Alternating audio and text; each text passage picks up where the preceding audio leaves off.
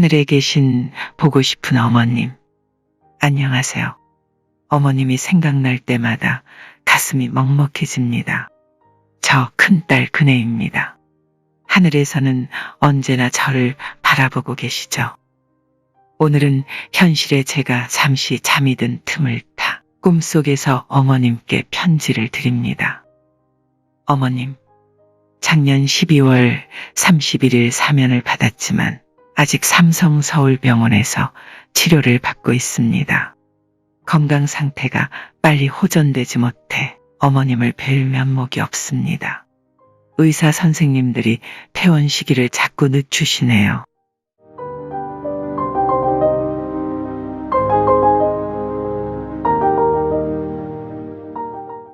사랑하는 어머님, 퇴원이 되면 어디로 가는 줄 아세요? 어머님이 저를 낳아주신 대구입니다. 국회의원 시절의 지역구인 달성군입니다. 더 정확하게는 육아면 쌍계리입니다. 내곡동 사저를 빼앗긴 현실에서 감옥을 나와서도 어디 갈 곳이 없었는데 유 변호사가 애를 많이 썼습니다. 어머님이 저를 낳아주신 대구 삼덕동 생가도 중구 동성로 5길 25라는 도로명 주소로 바뀌었지만 지금은 폐허가 되었다네요. 제가 18대 대통령으로 취임하면서 생가터 안내판이 설치되었었다고 합니다. 하지만 제가 탄핵 위기에 몰리면서 누군가 빨간색 라카치를 하는 등 훼손하였다가 대구 중구청은 아예 안내판을 철거해버렸답니다. 이젠 많은 사람들이 지나다니는 곳이지만 제 생가터인 줄 아무도 알 수 없게 되었다고 합니다. 듣기로는 국내에 있는 전직 대통령 생가 중에 유일하게 복원되지 않은 상태이고 앞으로 복원할 계획도 없다고 합니다.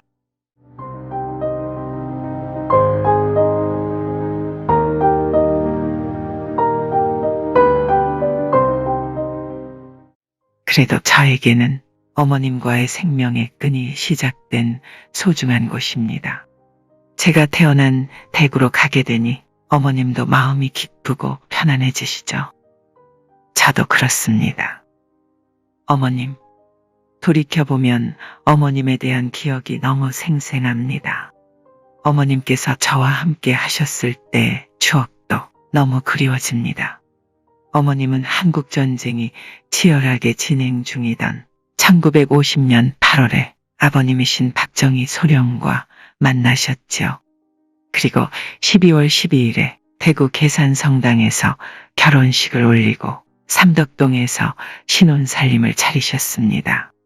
1952년 2월 2일에는 저를 낳으셨습니다. 물론 아버님이 치열한 전투를 치르는 군인이라 한 곳에 오래 머물러 계실 수는 없으셨죠. 그래서 저는 첫돌을 전라남도 광주시 동명동 셋방에서 맞이하였고 서울 동숭동으로 광주로 서울로 다니며 자라는 등 이사를 많이 다녔었죠. 하지만 저는 어머님이 산고를 겪으신 이곳 대구가 언제나 제 삶을 지탱해주는 몸과 마음의 고향입니다.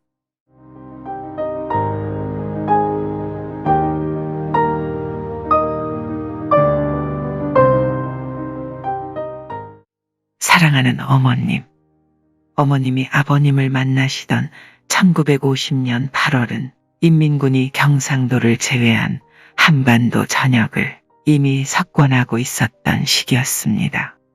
아버님을 비롯한 한국군이 낙동강 전선에서 결사항전을 하던 시기였으며 당시엔 국군이 승리한다는 것이 요행에 가까울 정도로 위기의 상황이었습니다. 그런데도 생사가 불투명한 군인과 결혼하셨습니다. 그때 어떤 생각을 하셨던 것일까요? 조국을 구할 구국의 영웅이 보이셨던 것이었을까요? 나중에 결혼 이유를 묻는 사람들에게 돈도 권력도 없어서 좋았다고 말씀하셨다지요. 사람 하나만 보고 결혼하셨다는 뜻이죠. 저는 그런 어머님의 판단력에 놀라곤 합니다. 그립고 보고 싶은 어머님, 평소 온화하고 자애로운 모습이셨지만 사실 저희 삼남매에겐 엄격하게 가정교육을 하셨던 기억이 더 많습니다. 아버님의 군복 바지를 직접 줄여서 제 바지를 만들어 입히기도 하셨고 어쩌다 고깃집에 가도 굽기만 하고 드시질 않았습니다. 보시다 못한 아버님이 당신도 좀 들라고 하시면 낮에 뭘 잘못 먹었는지 얹힌 것 같다며 고기를 양보하곤 하셨죠. 저는 정말 속이 더부룩해서 그러신 줄 알았었습니다. 불효를 용서하십시오. 사랑하는 어머님, 저희를 키우실 때를 생각하니 이런 기억도 나네요. 친구 집에 놀러 가도 어른께 깍듯이 인사하도록 하고 평범한 언어도 올바른 습관을 가지도록 가르치셨습니다. 아버님이 대통령에 취임하신 이후에는 대통령 자식으로서 특권의식을 가지지 않도록 엄격하게 키우셨죠. 남에게 버릇없이 굴거나 눈밖에 나는 언행을 경계하셨습니다. 그래서 아버님이 대통령이면서도 저는 성심여중에 다닐 때 전차로 통학했습니다. 아침이면 청와대를 나와 효자동을 거쳐서 원효로로 가는 전차를 탔습니다. 대통령 딸이 대중교통으로 학교 다닌다는 소문이 났지만 아무도 저를 알아보지 못했습니다. 심지어는 전차 차장이 저에게 박근혜를 아느냐고 물어보기도 했었죠. 어머님은 사람들이 저를 몰라보는 걸 다행스럽게 여기며 안도하시곤 했습니다. 그런 어머님의 마음이 그때는 이해가 되지 않았지만 지금은 너무도 가슴 저미게 이해가 가고 마음에 남습니다. 자나깨나 대통령 자식으로 특권의식을 가질까 염려하셨고 그저 평범한 자식으로 자라길 바라신 어머님이십니다. 존경하는 어머님, 이런 기억도 나네요. 오늘은 왜 자꾸 어머님의 평소 모습만 떠오르는 것일까요?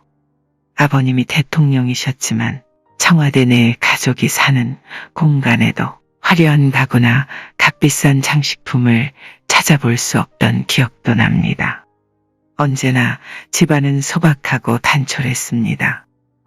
사랑하는 어머님, 평소엔 다정하시지만 제가 잘못하고도 깨닫고 반성하지 않으면 엄하게 꾸짖으신 어머님이셨습니다. 제 또래보다 좋은 학용품이나 장난감을 절대로 못 가지도록 하셨고 도시락도 일반 서민과 차이가 없도록 보리가 섞인 잡곡밥에 달걀말이, 콩자반과 깍두기 등이 일상이었습니다. 특히 예의범절을 중요시하셨었죠. 보고 싶은 어머님, 이런 기억도 떠오릅니다. 언제나 국민들이 청와대로 편지를 보내오면 단 한 통도 소홀히 하지 않고 챙기시곤 하셨죠. 청와대 분들이 신문고라는 별명을 붙여드릴 정도로 국민의 목소리에 귀를 기울이셨고 조용히 현장에 수없이 직접 찾아다니기도 하셨죠. 심지어는 청와대 안에 야당이라는 소리를 들을 정도로 국민 편에 서서 아버님께 진언을 하시는 경우도 많았던 기억이 납니다. 돌아보니 아버님의 성공 뒤엔 어머님이 계셨네요.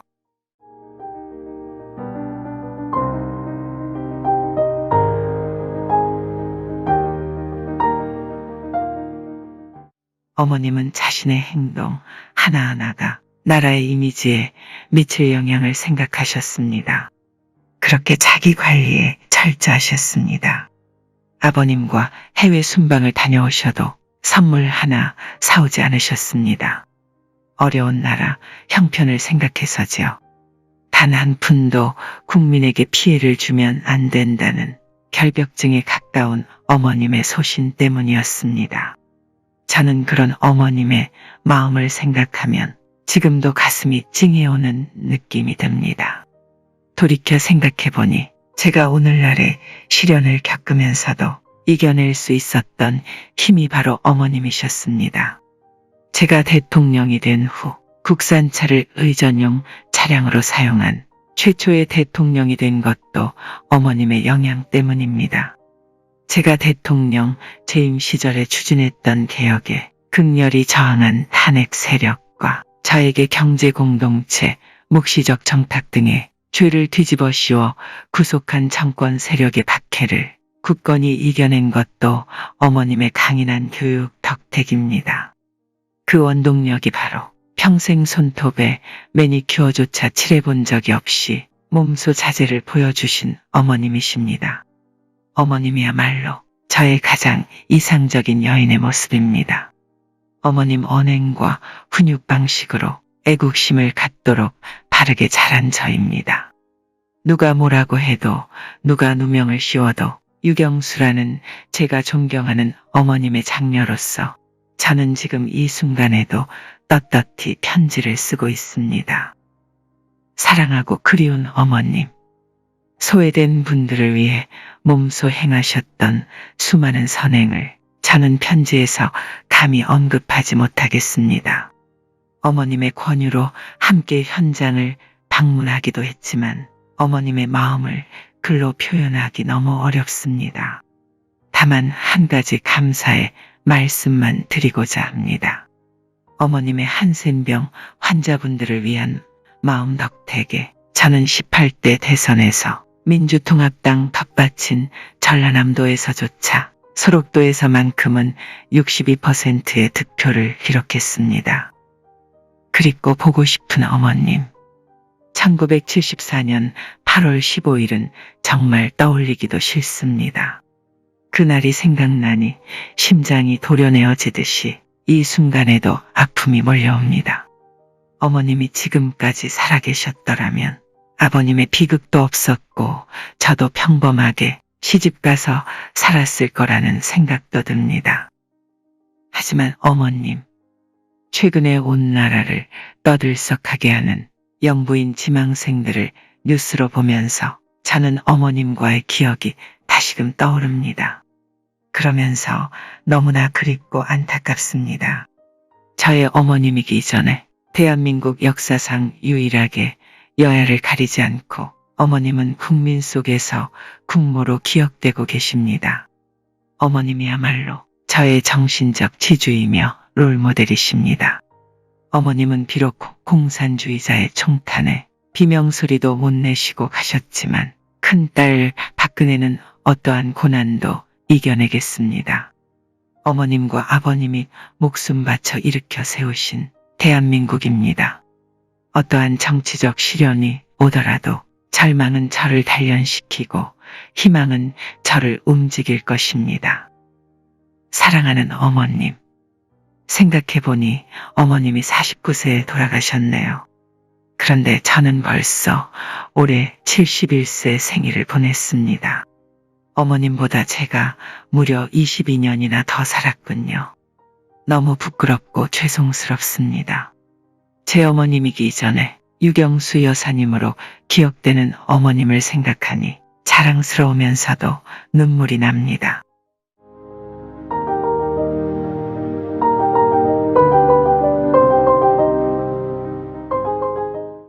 어머님, 하지만 저는 더욱 강해지겠습니다. 어머님의 이름 석자를 항상 가슴에 담고 어떠한 시련이 또 닥치더라도 제가 나라를 위해 할 수 있는 일을 하겠습니다. 하늘나라에서 어머님을 뵐 때 부끄럽지 않은 박근혜가 되겠습니다. 존경하는 어머님, 그럼 하늘에서 앞으로도 저를 지켜봐 주십시오. 어머님의 딸 그네가 이제 대구로 내려갑니다. 사랑합니다. 그리고 그립습니다. 삼성서울병원에서 큰딸 그네가 드립니다.